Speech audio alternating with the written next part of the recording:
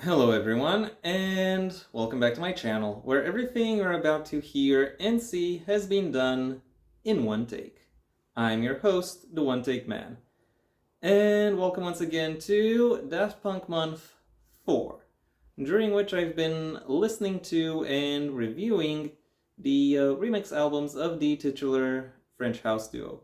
This video, as its title will have already given away, sees me talk about the Drumless edition of Random Access Memories. First released on the 17th of November 2023, following an announcement of the sort that came out on the 28th, if I'm not mistaken, of September 2023. This album is the only remix album of theirs that I'm aware of that covers, or actually just in general, their only remix album that covers or that includes some kind of reworking of every single track off of the original album, the Grammy Award, which in this case is the Grammy Award-winning Random Access Memories. It was it came up. It also, funnily enough, also came a few months after the anniversary reissue of Random Access Memories. The original album. A reissue that contained the original track and some and a bonus disc. Whatever. Um, You're not here to listen to me talk about the release of a completely different album. You're here to hear me talk about the quality of this, the last of their the last as of the time of this video's production of their post-split projects.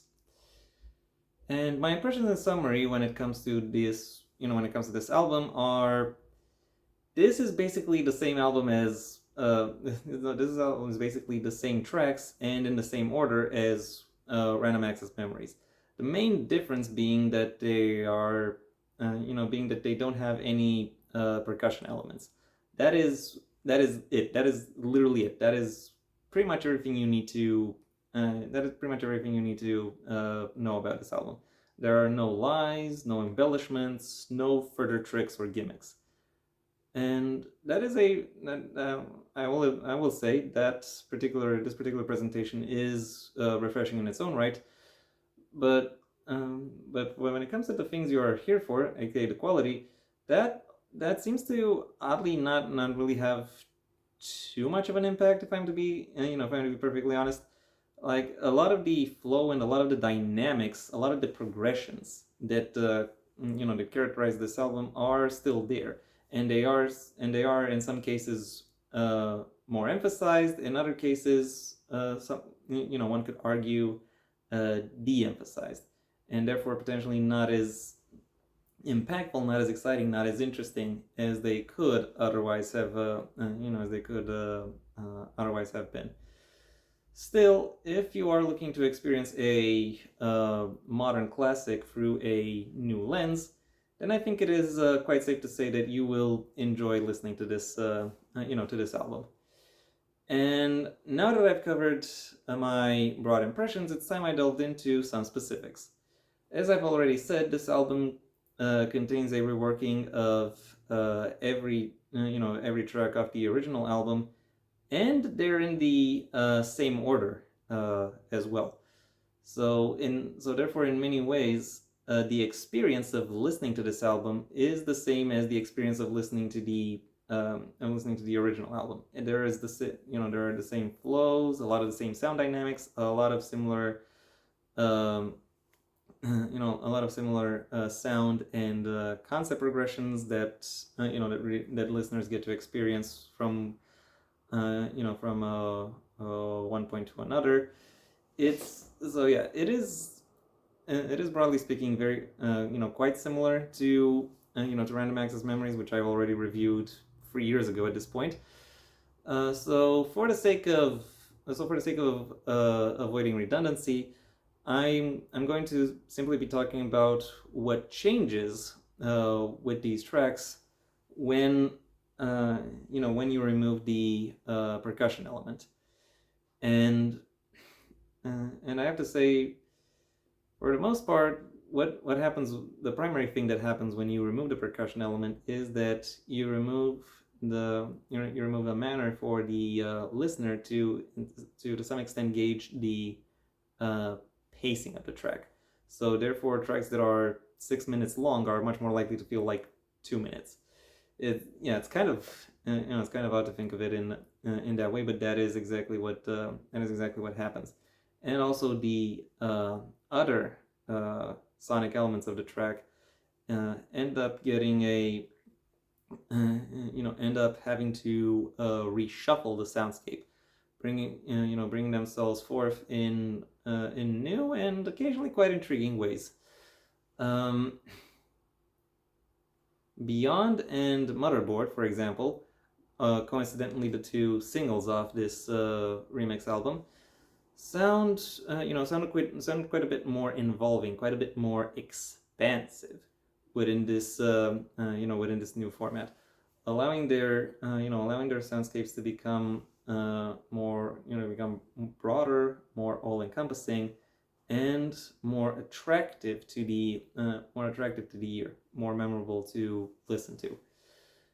Nevertheless, when it comes to which track fares better fares not just better but best with this this new presentation, the indubitable winner, and yes, I just use the word indubitable, is Instant Crush.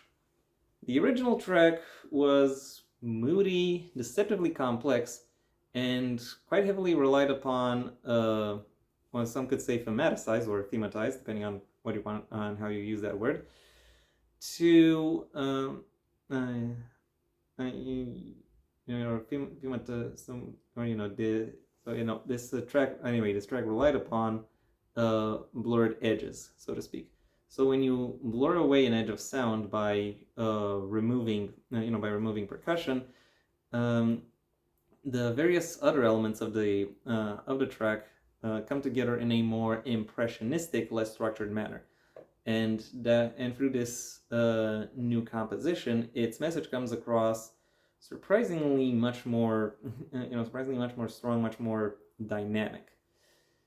There are some other tracks where I can say that the change is is potentially not entirely positive, but not entirely negative either. It's just kind of a new twist to what is already there. And those tracks and the tracks that fall under that category would be The Game of Love, Within, and arguably Bring Life Back to Music, which have a renewed sense of dynamism. That results from their presentation within this album. Other tracks, however, are not as fortunate because because the removal of the percussion elements leads to them losing their focus and becoming much more, maybe not much more, but definitely more muddled in the ways they come across to listeners. My favorite track of this album, Jojo by Moroder, thankfully doesn't fall under that category. But my second favorite, Contact, absolutely does. Like, the original track was a wild dash on an adventure through the limits of conceptualization in terms of how to present sound. But this track now comes across as way too chaotic, way too dissonant, and it doesn't allow for the same level of immersion or intrigue to it. So in this particular case, the lack of percussion took this track from something exceptional to something mediocre. This is admittedly the worst of these examples, but I think it does illustrate a broader issue that this album has, namely the fact that its main gimmick doesn't really have a lot of staying power. Like like yeah, there are some tracks that sound better. There are some tracks where I can definitely say that this new presentation uh, makes them come across somewhat different. But for most of them, what I'm hearing is for most of them, what I'm hearing doesn't really mesh as effectively as as it did in the original album. I think there are plenty of tracks that could have benefited from being reworked in some capacity to allow them to stand out a little bit more within this new framework. Overall, even though the primary gimmick of this album doesn't really have a lot of doesn't really have a lot of staying power, the creativity, artistry, and skill that is revealed by this album, and by the way in which the tracks it contains are reworked, is still undeniable. My final rating for Random Access Memories Drumless Edition is a 4 out of 5. And that was my review. Thank you for your attention. And the end of Daft Punk Month 4 as well. To be honest, I am a little bit surprised that I actually was able to find enough material to where I could talk about,